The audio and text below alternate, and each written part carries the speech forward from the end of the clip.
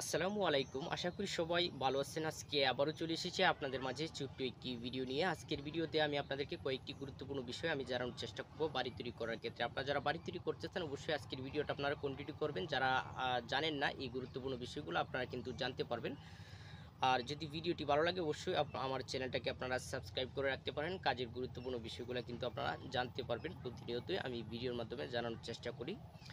তো বাড়ি তৈরি করার ক্ষেত্রে পিলার একটি কিন্তু খুবই গুরুত্বপূর্ণ বিষয়। পিলার যদি সঠিকভাবে তৈরি না করা হয় তাহলে কিন্তু আপনার বাড়ির কাজ অনেকটাই কিন্তু দুর্বল হবে এবং শক্তপোক্ত হবে না, দীর্ঘমেয়াদী হবে না। যখন একটি পিলার তৈরি করা হয়, পিলারের মধ্যে যে রডগুলো ব্যবহার করা হয়, ৬০টা রডই কিন্তু অনেকেই ব্যবহার করে টিন সেট বাড়ি তৈরি করার ক্ষেত্রে। এবং এইখানে এই খাঁচাটা যখন তৈরি করা হয় ডালাই করার আগে সর্বপ্রথমে কিন্তু খাঁচাটা তৈরি করা হয় ৪টি করে রড দিয়ে, রিং বেঁধে কিন্তু খাঁচা তৈরি করা হয়। রিং অর্থাৎ যে ছুরিগুলো ব্যবহার করা হয় কাঁচার মধ্যে, এই ছুরিগুলো দিয়ে যে আপনার কাঁচাটা তৈরি করা হয়, তখন এটা তৈরি করার পরে কিন্তু ডালাই করে। এই ক্ষেত্রে দেখা যায় আপনার যে ছুরিগুলো বাঁধা হয় এগুলো অনেকেই দেখেছি ৮ ইঞ্চি ১০ ইঞ্চি পরপর কিন্তু আপনার ছুরিগুলো বেঁধে তারপরে পিলার তৈরি করে পিলার ডালাই করে ফেলতেছে।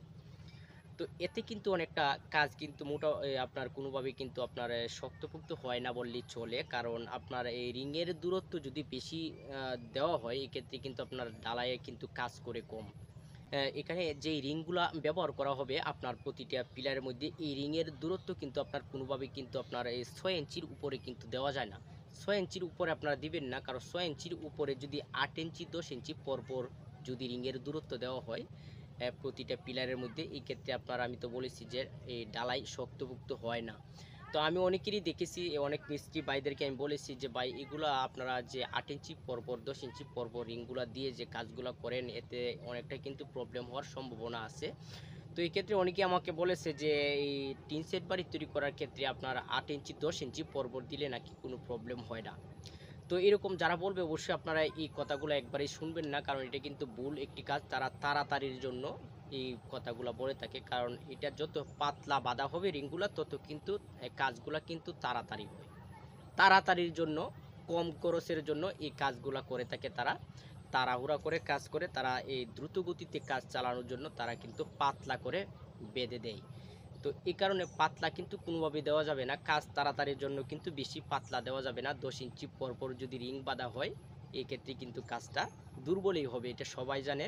এই বিষয়টা অবশ্যই লক্ষ্য করবেন। আরেকটি মেইন গুরুত্বপূর্ণ বিষয় কিন্তু রয়ে যায়, যেটা হচ্ছে কাভারিং। কাভারিং জিনিসটা কিন্তু অনেকেই লক্ষ্য করে না। কাভারিং জিনিসটা কি অনেকেই কিন্তু বুঝতে পারেন না। কাভারিং জিনিসটা খুবই গুরুত্বপূর্ণ।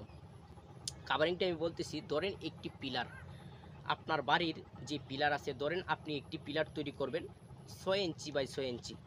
সর্বপ্রথম হিসাবটা কিন্তু এভাবে আনতে হবে, পিলারটা আপনি কত তৈরি করবেন। ধরেন আপনি ৬ ইঞ্চি বাই ৬ ইঞ্চি একটি পিলার তৈরি করবেন।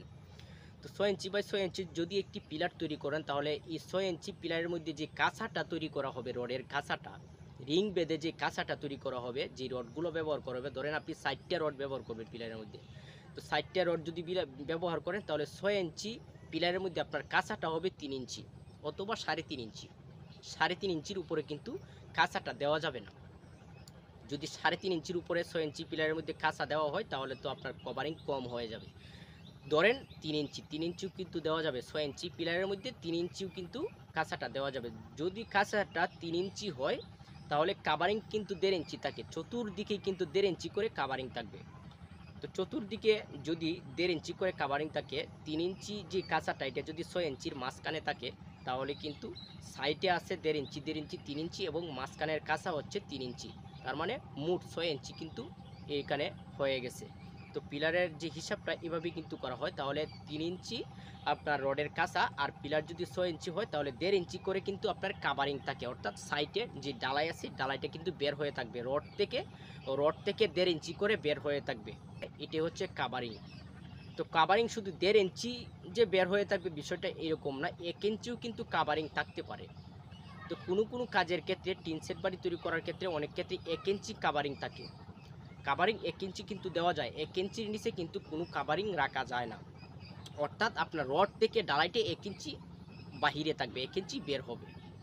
এটি হচ্ছে কাভারিং। ১ ইঞ্চির নিচে কোনোভাবে আপনার যদি কম ১ ইঞ্চির নিচে যদি আপনার ডালাই দেওয়া হয়, বের করে দেওয়া হয়, ধরেন আধা ইঞ্চি বের করে দেওয়া হয়েছে, এই ক্ষেত্রে কিন্তু কাজ হবে না, কাজ কিন্তু ফেটে যাবে। যে কোনো কাজের ক্ষেত্রে পিলার হইতে পারে, রিংটোন হইতে পারে। মিনিমাম ১ ইঞ্চি কাভারিং রাখতে হবে, অর্থাৎ পিলার হোক রিংটোন হোক এটা ডালাই করার পরে যে রডটা থাকবে, রডগুলো যে থাকবে, রড থেকে 1 ইঞ্চি বাহিরে রাখতে হবে, ডালাইটা বের হইতে হবে।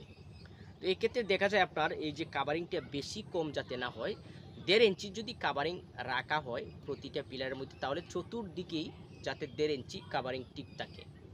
তো কিভাবে ঠিক থাকে না, এই বিষয়টা হচ্ছে আপনার অনেক সময় দেখা যায় কি জানেন, ডালাই যখন করা হয় যে কাঁচাটা, রডের যে কাঁচাটা, এই কাঁচাটা ডালাই করার সময় দেখা যায় যে এক সাইডে নিয়ে ডালাই করে ফেলে।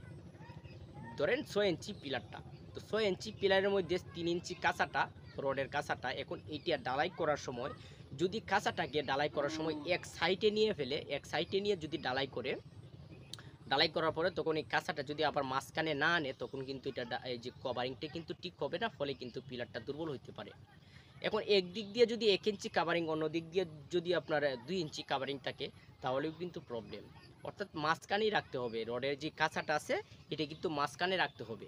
কাভারিং যদি 1 ইঞ্চিও হয় তাহলে কিন্তু মাঝখানে রাখতে হবে। ধরেন আপনার 5 ইঞ্চি পিলার, 5 ইঞ্চির মধ্যে যদি আপনার 3 ইঞ্চি কাঁচা হয়, তাহলে 1 ইঞ্চি করে কিন্তু কাভারিং থাকবে। যদি 5 ইঞ্চি পিলার হয়, আমি 6 ইঞ্চি বাদ দিলাম, অনেক ক্ষেত্রে কিন্তু 5 ইঞ্চি পিলার তৈরি করা হয় আপনার টিন সেট বাড়ি তৈরি করার ক্ষেত্রে। তো 5 ইঞ্চি যদি পিলার হয় আপনার, 3 ইঞ্চির নিচে কিন্তু কোনো কাঁচা হয় না। তো 3 ইঞ্চি যদি কাঁচা হয় এবং 1 ইঞ্চি 1 ইঞ্চি কিন্তু কাভারিং বের হয়ে থাকবে। এই মোট হচ্ছে 5 ইঞ্চি, 2 ইঞ্চি কাভারিং থাকবে, 1 ইঞ্চি 1 ইঞ্চি এবং 3 ইঞ্চি কাঁচা, মোট 5 ইঞ্চি। এখন 1 ইঞ্চির নিচে কাভারিং হয় না। এখন দেখা যায় যদি কাভারিংটি আপনার একদিকে কাঁচা একদম চাপিয়ে দিছে, মানে 1 ইঞ্চির চেয়ে কম রেখেছে কাভারিং, অন্যদিকে ডালাই বেশি বের হয়ে গেছে, 2 ইঞ্চি হয়ে গেছে, এই ক্ষেত্রে কিন্তু সম্পূর্ণ কাজটাই রং হবে এবং কাজটা কিন্তু ফেটে যাবে কয়েকদিন পরেই। এই বিষয়গুলো অনেকে লক্ষ্য করে না, আমি দেখেছি। কারণ এই বিষয়গুলো যদি লক্ষ্য না করা হয় তাহলে কাজ করে কোনো লাভ নেই। কয়েকদিন পরেই কিন্তু কাজ ফাটা মারবে, বিভিন্ন দিকে বিভিন্ন প্রবলেম সমস্যা দেখা দিবে। তো এই বিষয়গুলো অবশ্যই আপনারা লক্ষ্য করবেন কাভারিং জিনিসটা বাড়ি তৈরি করার ক্ষেত্রে। আমি জানি না কতটুকু আপনাদেরকে বোঝাতে পেরেছি। যদি ভিডিও ভালো লাগে অবশ্যই একটি লাইক করবেন, আর যদি ভালো না লাগে তাহলে অবশ্যই একটি ডিসলাইকও করতে পারেন, এটা আপনার ইচ্ছা। তো এই বিষয়টাই আজকে আপনাদেরকে জানানোর চেষ্টা করেছি। পরবর্তীতে আরেকটি গুরুত্বপূর্ণ বিষয় আপনাদেরকে জানানোর চেষ্টা করব, যারা বাড়ি তৈরি করবেন। এরকম যে গুরুত্বপূর্ণ বিষয়গুলো, এই বিষয়গুলো নিয়ে আমি ভিডিও তৈরি করার চেষ্টা করি এবং আপনাদেরকে জানানোর চেষ্টা করি সঠিক বিষয়গুলো। আপনারা ভালো থাকুন, সুস্থ থাকুন। আজকে এই পর্যন্তই। ধন্যবাদ সবাইকে।